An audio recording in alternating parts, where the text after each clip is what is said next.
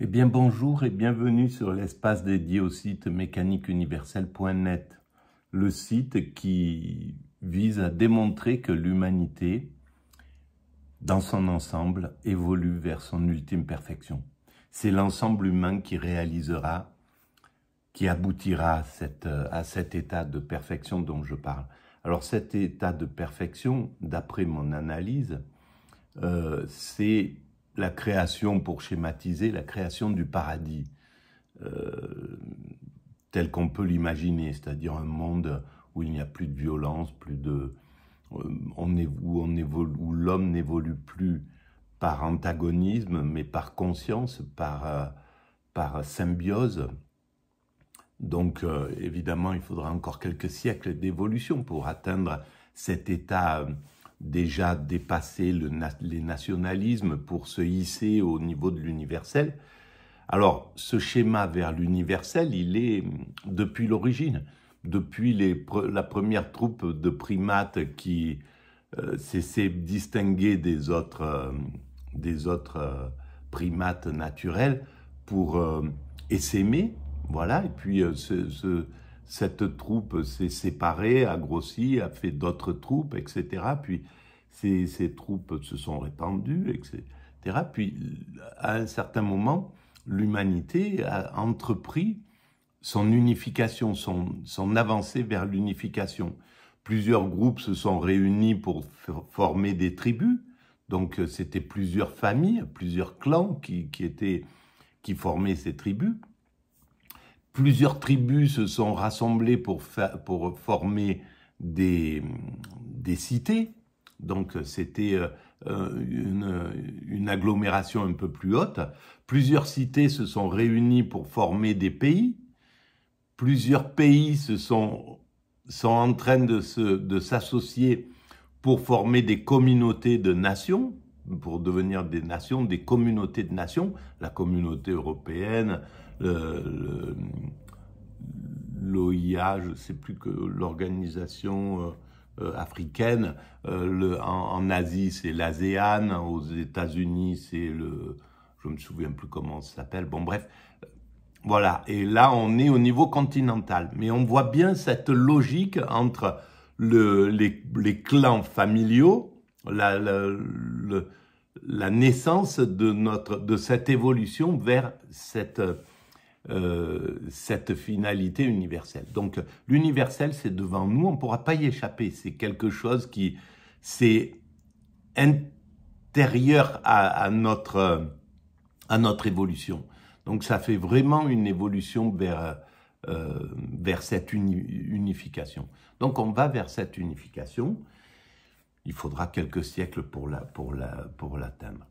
Ensuite, alors l'homme qui devient fraternel, qui n'a plus de pathologie ce sont nos pathologies qui font qu'on est agressif avec d'autres, qu'on peut abuser autrui, qu'on peut s'affirmer aux dépens d'autrui, etc., qu'on peut jalouser autrui, voilà, tout ça c'est des pathologies qui sont inhérentes à la transformation d'un primate naturel en un humain abouti. Donc, dans cette période-là d'évolution, il y a toutes ces pathologies qui sont là et qui font qu'il y a la violence, il y a la guerre. La guerre, c'est juste un problème de pathologie. C'est un système dominant qui ne veut pas lâcher le pouvoir, mais c'est une pathologie qui découle de nos origines primates, hein. Dans le système primate, il y a un groupe dominant qui est là, qui thésaurise tous les pouvoirs, et puis il y a les prétendants qui les harcèlent, voilà, qui se bagarrent contre, etc., jusqu'au moment où le dominant traditionnel est trop fatigué, est assez fatigué pour que le prétendant, qui est devenu plus costaud, prenne le pouvoir sur lui, le renverse, le fasse fuir aux limites du groupe. Il prend le pouvoir, il thésaurise le pouvoir, il fait des démonstrations d'orgueil, il se tape sur le dos, le nouveau dos argenté, et puis il thésaurise tous les privilèges. Et puis progressivement, il s'apaise, l'ancien dominant peut revenir dans le groupe, etc. Eh ben, on fait exactement ça. C'est le principe des empires, hein, même, voilà, dans les empires, c'est des systèmes qui montent, qui dominent, et puis à un certain moment, ils sont trop fatigués, tout exercice de pouvoir corrompt, puis ils se laissent aller, enfin, je sais pas, Hegel parle de ça d'ailleurs, mais je pense. Et un nouveau dominant prend le pouvoir, pas forcément par la force d'ailleurs, c'est la grande différence avec les lois de la nature. Par exemple, l'Empire romain, c'est le christianisme qui est venu, au contraire, en disant « frappez-nous, allez-y, envoyez-nous dans les cirques, dans les jeux du cirque, faites-nous dévorer par torturez-nous », voilà, et puis il rentrait plus, je pense, à ce moment-là, dans un état d'extase, parce que la peur, le groupe, une fois que ça a été à son paroxysme, on tombe dans cet état extatique, et puis voilà. Donc, et là même les dominants les plus sanguinaires étaient obligés de voir qu'il y avait une force là qui était supérieure à la leur, à la violence, supérieure à leur cruauté en fait. Et donc ils se sont convertis. Voilà, et les empereurs romains, les derniers, se sont convertis au christianisme qui était à l'opposé du polythéisme romain. Voilà. Et le polythéisme, c'était une avancée, hein, parce que chacun venait avec son Dieu, et en fait, ça faisait une sorte de composante de tout un lot de dieux, mais c'était une façon d'amalgamer les tribus qui venaient, les groupes qui venaient avec chacun son propre Dieu. Voilà, donc on va vers cet état-là, et alors vers cet état de perfection, vers ce paradis, on construit ce paradis sans le savoir, et il est temps, à mon sens, de prendre conscience de ce qu'on est en train de construire. C'est quelque chose qui va se produire bientôt. On va commencer à se reposer la question « Où va l'humanité ?» Pour l'instant, on est la tête dans le guidon, on avance, on voit bien que on est dans un moment où on nous empêche de penser, mais c'est pas par méchanceté, hein, mais le marché a fait de nous des bourrins qui on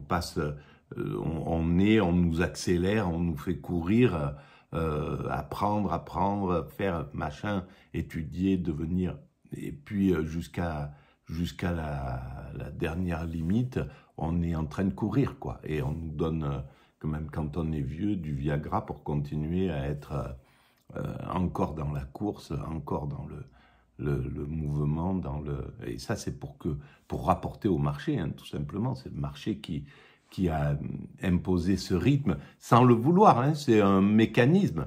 Mais il faudra sortir de cet état, de cette perversion, parce que c'est une perversion. On va commencer à déconstruire ce libéralisme ultra, voilà. On va aller vers la déconsommation, voilà, il y a un autre terme, bon bref, on est en train de sortir de ce modèle. Mais je pense que ça va être important. La prochaine grande étape, ça sera une étape majeure dans l'évolution de l'humanité, le moment où elle va commencer à se poser la question où nous allons. Et quand elle découvrira que nous travaillons tous ensemble à une œuvre commune et que c'est complètement absurde de se bagarrer entre nous pour réaliser quelque chose qu'on fait de façon inconsciente, alors qu'on peut le faire de façon consciente et symbiotique, au lieu de le faire de façon inconsciente et antagoniste, eh ben on peut le faire de façon symbiotique, c'est-à-dire en symbiose universelle, Donc en mettant vraiment, elle existe déjà toute cette possibilité. Les étudiants vont étudier dans d'autres pays, les intercontinentales. On est déjà dans un système universalisé. Il y a une partie de l'évolution qui se fait par la bienveillance, par l'amour, par la fraternité, par les rencontres douces et vraiment efficaces. Voilà, et même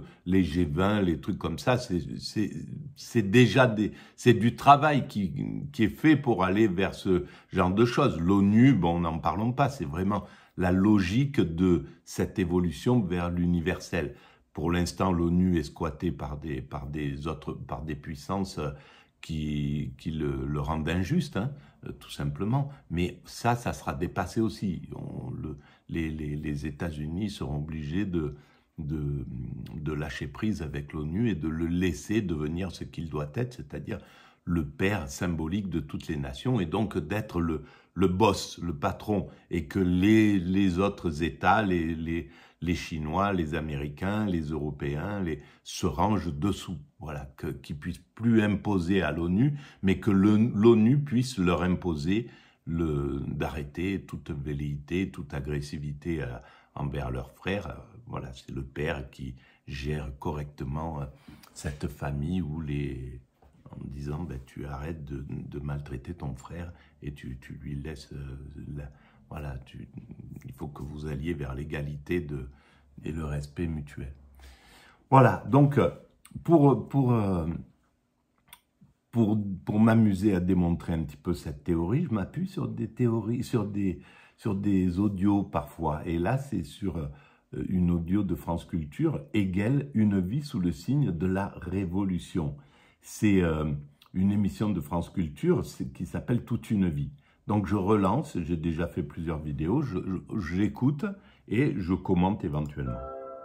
Jean-Pierre Lefebvre, vous avez traduit le premier grand livre de Hegel, La phénoménologie de l'esprit. Alors de quoi et comment ce livre est-il fait? Il y a manifestement la concomitance d'un projet déjà très élaboré, c'est-à-dire d'un travail fait par quelqu'un qui sait où il va, qui sait où il veut arriver, et en même temps de facteurs... Alors ça, c'est très intéressant. La phénoménologie, elle commence par la fin. Le monde évolue vers l'esprit absolu. Et c'est exactement ce qui s'est passé avec la mécanique universelle. J'ai trouvé la phrase de fin, l'humanité est destinée à atteindre sa perfection. Et après, en 1999, et en imaginant cette phrase, j'ai été obligé de me mettre au service de cette phrase et de chercher à la comprendre, à l'éclairer, à la disséquer, à l'analyser, ce qui donne maintenant le site mécaniqueuniverselle.net. Il a fallu que j'aborde tous les problèmes de la société. Pourquoi il y avait le mal? Si l'humanité va vers sa perfection, pourquoi il y a le mal? Est-ce qu'il y a du divin? Est-ce qu'il y a un principe créateur qui gère ce genre de choses? Est-ce qu'il y a du hasard ou tout est déterminé? Qu'est-ce que c'est que la mort? Pourquoi il y a la mort? Qu'est-ce que c'est que toute l'histoire de l'évolution, etc., etc. Situer le darwinisme à l'intérieur de ça. Donc j'ai été confronté à toute l'histoire de... C'est un système, en fait, comme celui de Hegel. Enfin, avec toute proportion gardée, j'ai absolument pas les mêmes qualités, les mêmes dispositions philosophiques universitaires que lui. Mais voilà, c'est un autre type, c'est une philosophie naïve du devenir humain. Il faut rester humble sur ce truc-là, mais c'est sur ce principe-là que ça s'est fait, en sachant déjà la fin. Donc après le reste, c'est rien. C'est très facile de dérouler le fil parce qu'on a on a pris le bon truc de la pelote et après on tire. Ça fait pas de nœud, ça descend. Il y a des complications. Il faut voilà arriver il y a des endroits où c'est un peu plus compliqué. Il faut tirer, faut pas tirer trop fort. De brouillages qui sont divers, qui sont des facteurs intrinsèques à la pensée de Hegel lui-même, d'une part, c'est-à-dire des questions qu'il n'a pas réglées et au-dessus desquelles il est néanmoins obligé de passer et qui du coup vont l'être dans ce livre de façon sujette à caution. Et puis d'autre part, il y a des facteurs extérieurs, notamment la hâte d'en finir dans des conditions qui n'étaient pas très, très faciles, qui impliquent le biographique aussi. Entre autres choses, le fait qu'il avait fait un enfant à sa logeuse. Et que, sans doute aussi pour cela, il est parti. Mais c'est certainement pas la seule raison. Et ceci a débouché sur une espèce de querelle d'interprétation qui s'est formalisée, bien sûr, dans la tradition philosophique, autour d'une espèce d'alternative concernant la phénoménologie, qui est la suivante: ou bien la phénoménologie est ce qu'elle prétend être, c'est-à-dire une espèce d'entrée dans le système hegelien, dont Hegel voit déjà globalement comment il va s'organiser. Et donc, on peut la considérer comme une espèce d'introduction, et au départ, Hegel, d'ailleurs, la présente comme ça. Oui. Et dans ce cas, le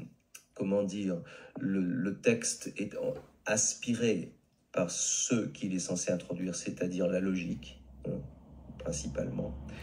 Et donc, il est déjà... C'est par la logique aussi que j'essaie de démontrer que l'humanité va vers sa perfection. Concernant la logique, de la logique, qui vont se développer après, mais qui ont déjà une préhistoire, parce que Hegel a beaucoup travaillé sur la logique à Iéna.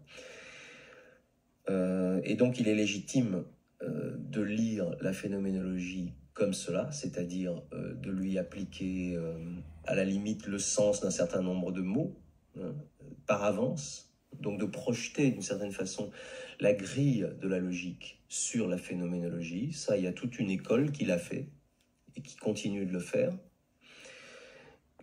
Ça peut se manifester dans les traductions aussi par le désir de traduire de la même façon les deux textes, en appliquant les mêmes critères, en considérant que la langue est déjà suffisamment mûre. Bon, ça c'est un point de vue que je ne partage pas entièrement. Et l'autre ligne d'interprétation de la phénoménologie consiste à dire que même si les choses commencent comme ça, c'est un ouvrage qui, comme il est aussi le premier grand ouvrage de Hegel, devient la tentation, l'occasion d'exposer une première fois déjà l'ensemble du système qui sera développé par la suite. Qui sera développé par la suite, notamment dans la science de la logique. Voilà. C'est-à-dire que du coup, le livre devient une espèce d'anticipation extraordinairement dense, confuse, mais titulaire d'une espèce un creuset, en quelque sorte. Un creuset, beaucoup plus qu'un creuset, parce qu'un creuset, c'est encore un instrument. Mais c'est la matière même qui s'y trouve. Oui. L'or. Et une espèce comme ça de boule magique et merveilleuse, pleine d'imperfections. Je comprends. Certains corps célestes qu'on ne connaît pas bien, et dans laquelle... qu'on ne connaît pas bien. Déjà, et de fait, voilà, l'imperfection, c'est juste parce qu'on n'a pas détecté, on n'a pas éclairé complètement. C'est très touffu, je pense. Le peu que j'ai picoré sur la phénoménologie, c'est extrêmement touffu. Mais quand on aura éclairé complètement cette pensée, il y a tout l'or qui est là. Voilà, c'est tout simplement. Il est mélangé avec tout un tas de choses. Il est amalgamé. C'est pas une œuvre encore totale, mais l'œuvre est là, elle est présente, elle est dans le... La phénoménologie a fonctionné dans l'histoire, chez ses lecteurs, puis fonctionne déjà elle-même en tant que texte, comme logique. Bon, ça, c'est encore à la limite compatible avec la première version. Comme phénoménologie, bien sûr, évidemment, oui. Mais aussi comme philosophie de l'histoire, comme histoire de la philosophie discrète, comme ça, en creux, comme philosophie du droit, comme philosophie de la religion, comme esthétique, Les gens qui font des livres sur la philosophie c'est de l'art une totalité, Hegel c'est une œuvre utilisent des passages de totale. l'esthétique, mais ne peuvent pas s'empêcher de mettre des pages entières de la phénoménologie. Donc vous pensez qu'il y a vraiment déjà tout? Voilà, il y a déjà tout, et c'est clair, on va arrêter là-dessus, mais il y a déjà tout sur la phénoménologie, c'est ce que je pense, je ne l'ai pas lu, mais je suis sûr que c'est ça. Simplement parce que la dernière partie, c'est l'esprit absolu. Donc, pour arriver à cet endroit, il a été obligé de mettre tout. C'est une obligation, voilà. Donc, il y a tout, sauf que c'est une œuvre complexe et c'est une œuvre... Comme il l'a dit lui-même, c'est pas lui qui l'a écrit, il a été écrit. À travers lui, il y a une puissance qu'il a écrit. Et il le sent comme ça, et c'est clair que il y a de la magie, même si c'était pas un mystique forcené qui dit voilà, tout c'est la main de Dieu, etc., etc. Mais il le sent, c'est quelque chose d'intuitif, et moi, pour la mécanique universelle, c'est exactement pareil. Tout ce qui s'est passé, c'est voilà, il y a quelque chose d'autre que moi-même dans tout ça. Et c'est pas pour rien qu'un mois après avoir fait toute la structure du site qui est du boulot, quoi, hein, c'est-à-dire que c'est à un certain moment, tous les chapitres se sont faits de façon naturelle, de façon instinctive, c'est sans forcer, ça s'est posé comme ça. Et j'ai abandonné parce que je pensais que j'étais pas capable de continuer à écrire ce genre de choses, donc je voulais le distribuer à des gens capables de pouvoir développer cette théorie. Moi, je m'en sentais absolument pas capable. Et bien là, je suis tombé dans cet état d'extase, bizarrement, de façon accidentelle, sans comprendre ce qui m'arrivait. Et l'extase, c'est fondamental dans cette expérience extatique, m'a permis de comprendre exactement ce que je voulais mettre. Quand je disais l'humanité va vers sa perfection, j'écrivais l'amour à l'époque, au tout début. Donc il y a 23 ans, quand j'ai créé la mécanique universelle.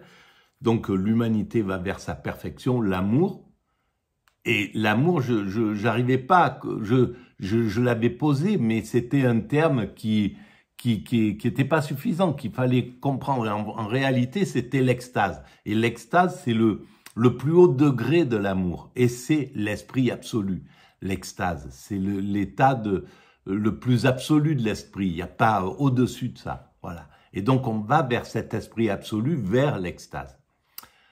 Voilà les amis, bon, je vais arrêter là pour cette vidéo. Si vous pensez que ça a un peu d'intérêt qu'on commence à se poser la question de où va l'humanité, eh ben, vous pouvez mettre des pouces, vous pouvez vous abonner, ça augmente la visibilité, c'est gratuit à la chaîne. Vous pouvez envoyer le lien à vos amis, vous pouvez laisser des commentaires, ça augmente la visibilité. Vous pouvez aller visiter le site mécaniqueuniverselle.net. Il y a le lien tout le temps en dessous. Voilà, je vous remercie de votre écoute, de votre bienveillance et voilà, de votre présence que je sens toujours plus nombreuse. Merci.